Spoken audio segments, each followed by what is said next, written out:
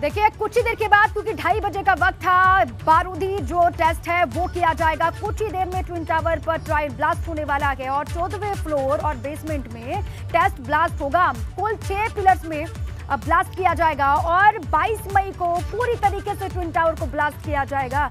ये देखिए इस तरीके से ब्लास्ट होगा, आपको दिखा रहे हैं कैसे ब्लास्ट होगा, ये समझाने की भी आपको हम कोशिश कर रहे हैं। विस्फोटक वहां पर लाया गया है पलवल से, भारी सुरक्षा के बीच में, और कुछ ही देर के बाद ब्लास्ट वहां पर होगा। ये ट्रायल ब्लास्ट है, 14वें फ्लोर और बेसमेंट में ब्लास्ट किया जाएगा और साथ ही कुल 6 पिलर्स में ब्लास्ट होगा। हमारे सहयोगी रविंद्र वहीं से लगातार बने हुए हैं, उन्हीं के पास आपको लिए चलते हैं। रविंद्र, कितना वक्त और ब्लास्ट होने में क्या जानकारी है ताजा? अभी जस्ट अभी हो गया है, टाइम के अनुसार 2:30 बजे का टाइम था। टेस्ट ब्लास्ट जो था वो हो चुका है।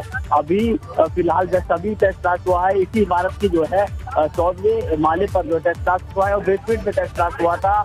लगातार जिस तरह से जो समय था उस समय के अनुसार टेस्ट ब्लास्ट हो गया है। सबको याद था कि ये टेस्ट ब्लास्ट जो है अभी होगा, उससे पहले सायरन बजा था। सायरन के बाद से ही चीजें यहाँ पर जो है शुरू हो गई थी और जो यहाँ पर किसी को भी जाने की अनुमति नहीं है। यहाँ पर उसको जो है पुलिस ने पूरे कैंपस को अपने जो है अपने कब्जे में ले लिया है, जिसको लेकर जो है पुलिस लगातार ये जो है यहाँ चेकिंग कर रही थी और मुद्दे की जांच कर रही थी। किसी भी तरह से किसी को भी यहाँ पर न आने दिया जाए और जो आसपास के जो सोसाइटियाँ हैं उन सोसाइटियों के जो लोग थे उनको पहले ही आगाह कर दिया गया था। उससे पहले सायरन बजाया गया था। सायरन बजने से पहले ही जो लोग थे वो सोसाइटियों के जो फ्लैट थे उनमें अंदर थे, वो कैद थे, क्योंकि अब से लेकर तकरीबन आधे घंटों तक जो लोग हैं वो अंदर ही रहेंगे, किसी को भी अनुमति नहीं थी। और इस टेस्ट ब्लास्ट से ये काम होगा कि जो आने वाले जो 22 मई है उसको कितना मारूफ इमारत को गिराने में लगेगा। हालांकि सूत्रों का ये भी कहना है कि जो निर्धारित 22 मई इसको गिराने के लिए जो तय की गई है उससे भी और समय इसमें लग सकता है, यानी कि जून में ये काम पूरा होगा। सकता है जून में ये इमारत गिर सकती है जी, सकता है जून में ये इमारत गिर सकती है जी।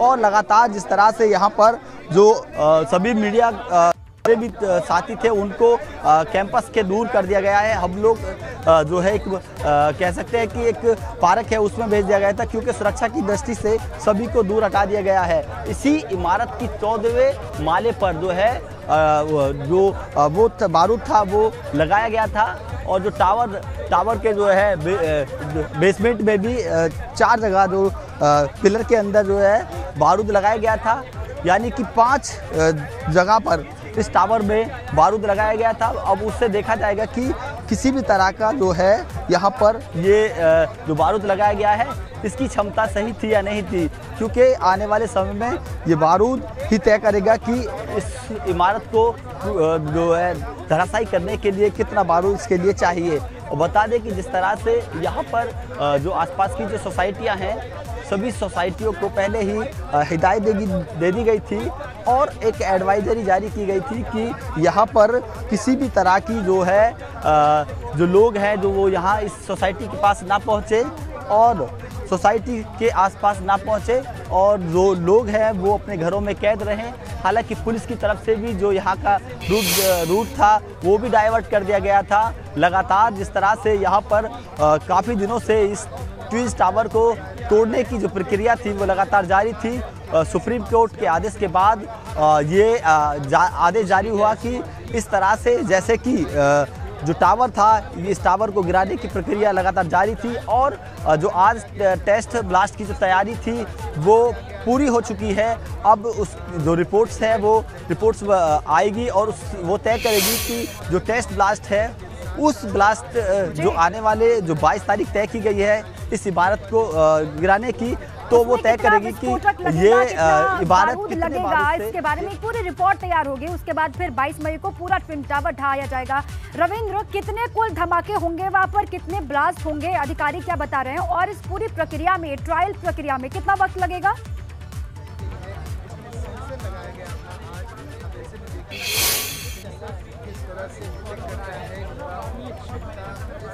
रविंद्र, आवाज पहुंच रही है आप तक?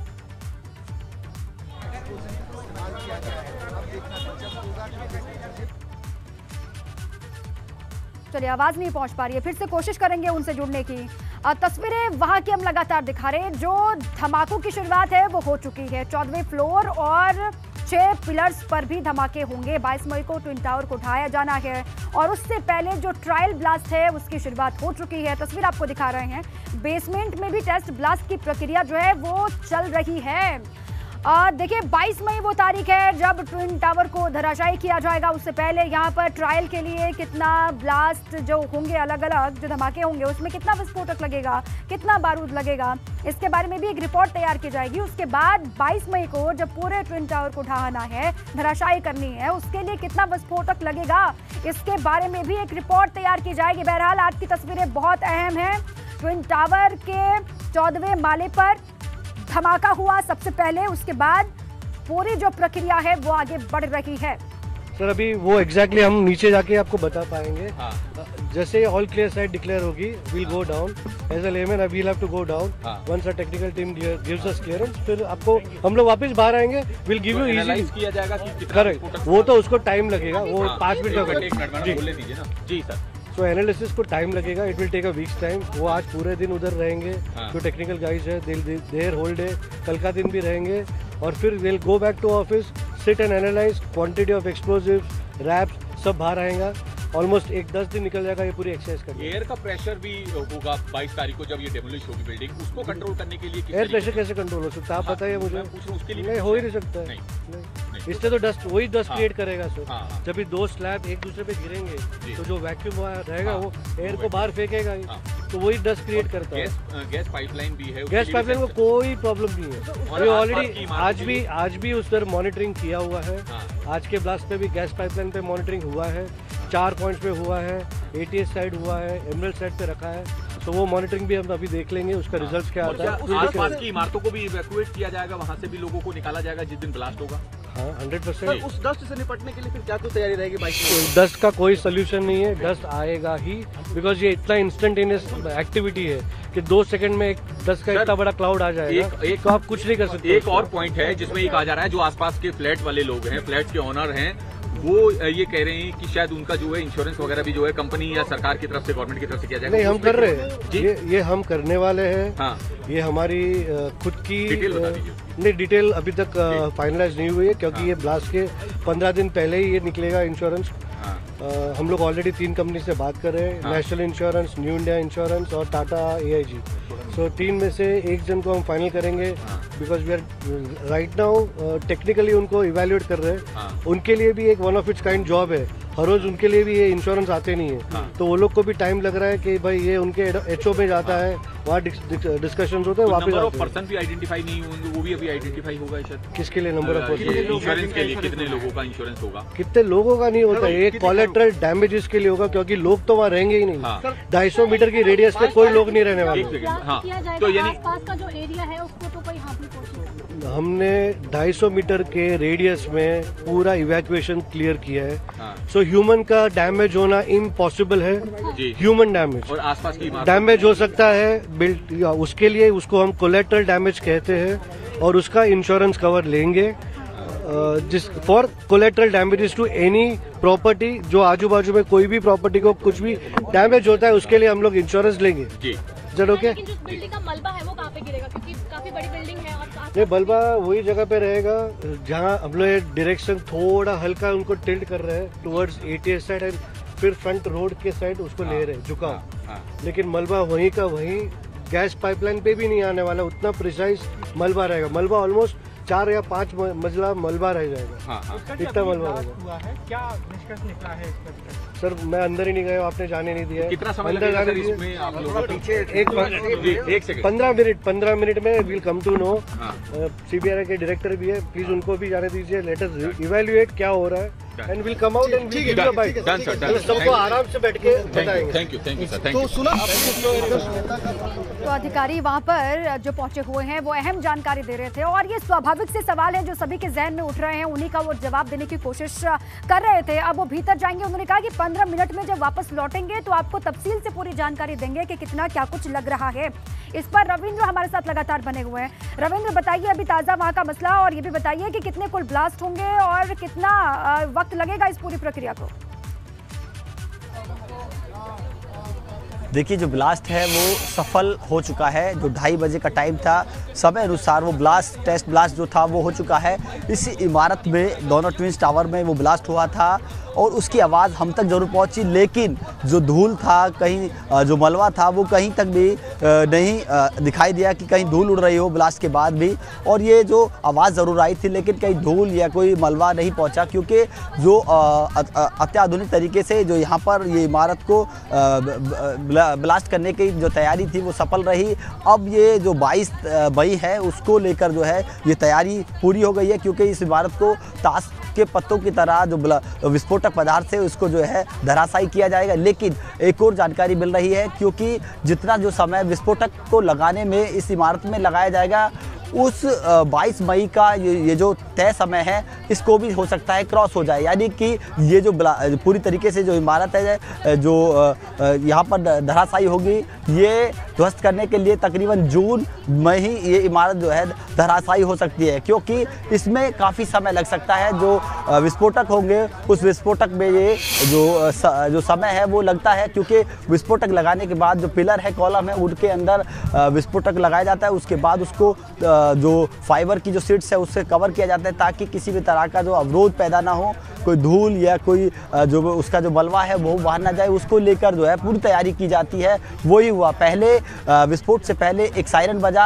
और लोगों को, जो आसपास के लोग थे, जो सोसाइटी के लोग थे, वो आगाह हुए और वो उसके बाद अपनी सोसाइटियों में कैद हो गए। किसी को भी अनुमति नहीं थी। हालांकि एक लेयर जो था पुलिस की तरफ से बनाया गया था कि जो सोसाइटी है ATS और जो सुपरटेक सोसाइटी जो है, उस सोसाइटियों के लिए भी एक ऐसी पुलिस ने लेयर बनाया था कि वो लोग भी उन्हें अंदर रहने के लिए बोले। वो लोग भी, पुलिस के जो जवान थे, वो उन्हें अंदर रहने के लिए अपील कर रहे थे। और एक जो पुलिस का लेयर था, जो पुलिस के सुरक्षा गार्ड थे, कर्मी थे, वो पूरी तरीके से उन्होंने ट्विंस टावर को अपनी कब्जे में ले लिया था, क्योंकि किसी भी तरह का कोई अवरोध यहाँ पैदा ना हो, कोई भी जो जनता या कोई व्यक्ति, कोई भी यहाँ पर इसके पास तक ना पहुँच सके।